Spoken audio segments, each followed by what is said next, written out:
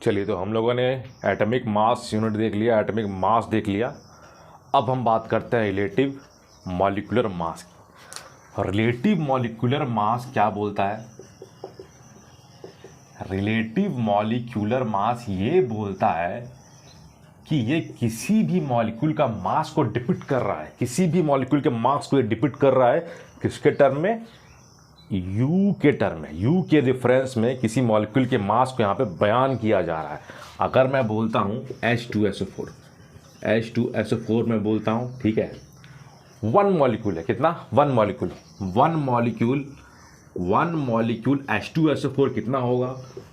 2 into 1 plus 32 plus 4 into 16, कितना बन गया? 2 प्लस 32 प्लस 64, ये बना 98। तो वन मॉलिक्यूल H2SO4 जो हो गया वो 98U हो गया। क्या हो गया? 98U हो गया, है ना। और हमने प्रीवियसली इसे डिस्कस भी किया कि अगर हमें U से चेंज करना है किसमें, ग्राम में, तो हम क्या करने वाले हैं? 98 को डिवाइड करेंगे किससे? एवोगाड्रो नंबर से, तो हमें किसमें मिल जाएगा? ये ग्राम में मिल जाएगा, ठीक है। तो ये 98U से 98/Na ग्राम। पर हम ये 98U किस लिए डिस्कस कर रहे हैं? रिलेटिव एटॉमिक मास हम क्यों डिस्कस कर रहे हैं? ये एक्चुअली में हम इसे लिख सकते हैं 98 इंटू 1U, और यहाँ पर ये नंबर 98 ये डिपिक्ट कर रहा है कि H2SO4 का जो मास है वो 98 टाइम्स हेवियर है। किसकी तुलना में? किसके रेस्पेक्ट में? 1U के रेस्पेक्ट में। यानी कि 1U इंटू 98 मतलब क्या हो गया?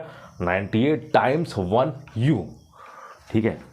तो ये रहा relative atomic mass, relative molecular mass. बात करते हैं ग्राम मॉलिक्यूलर मास की।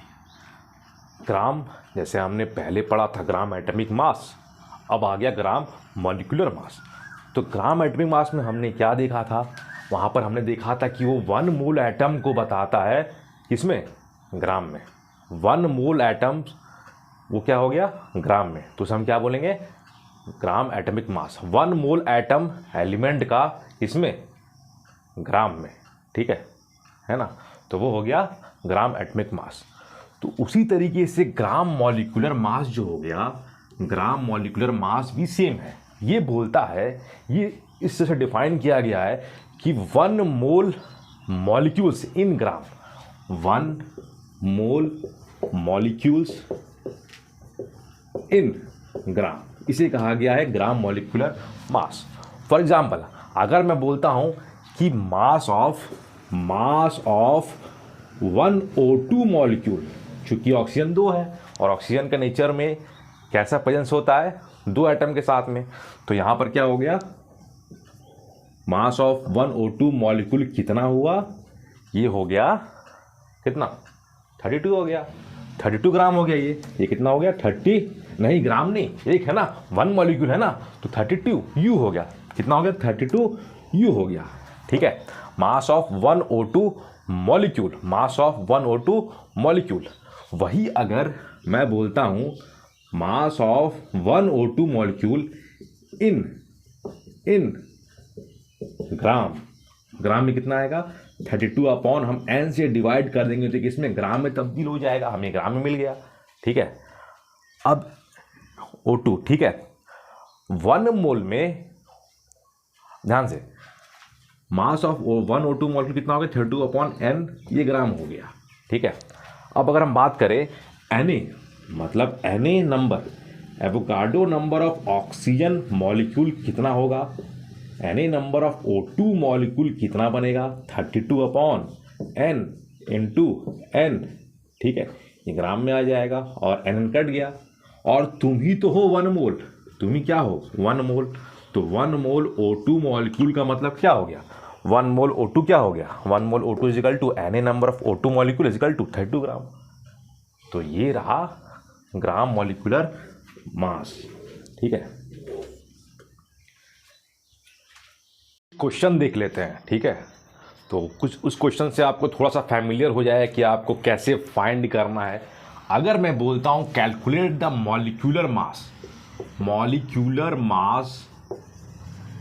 ऑफ वाटर, बोल दिया मैंने पानी का मॉलिक्यूलर मास निकालो, तो पहले क्या करोगे? पहले वाटर का जो फॉर्मूला है, मॉलिक्यूल का फॉर्मूला है, उसे पहले लिखते हैं। तो वो क्या हो गया, वो हो गया H2O।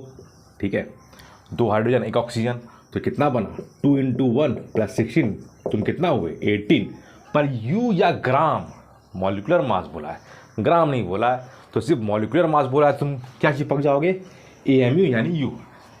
एक मॉलिक्यूल की बात हो रही है, ठीक है ना। अब बात करते हैं, अगर मैंने आपको दिया, बोला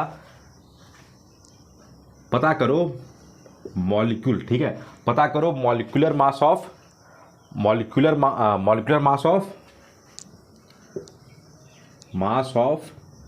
HNO3, ठीक है। तो आप कैसे निकालोगे, सिंपली क्या करोगे, 1 + 14 + 16 × 3 कितना हो गया 48, ठीक है। तो कितना बना ये आपका बन गया 1563 यू, क्योंकि एक मॉलिक्यूल की बात हो रही है, 1 मॉलिक्यूल की बात हो रही है। अगर मैंने बोला होता ग्राम मॉलिक्यूलर मास, तब क्या होता, अगर मैंने बोला होता ग्राम मॉलिक्यूलर मास, तब क्या होता, ग्राम मॉलिक्यूलर मास में यहाँ पर क्या चिपक जाता 63 ग्राम। इसीलिए शब्दों का खास ख्याल रखें। मॉलिक्यूलर मास 1 मॉलिक्यूल की बात यहाँ पर हो रही है, जो कि क्या है 63 यू है, ठीक है। और ग्राम मॉलिक्यूलर की मास अगर ये बात हो रही है तो किस में होगा, ये ग्राम में होगा, है ना। इसका सिग्निफिकेंस क्या हुआ, इसका सिग्निफिकेंस ये हुआ 1 मोल मॉलिक्यूल HNO3 ग्राम में कितना है 63 ग्राम है, ठीक है, ये हुआ। चलिए आगे बढ़ते हैं नेक्स्ट टॉपिक की तरफ।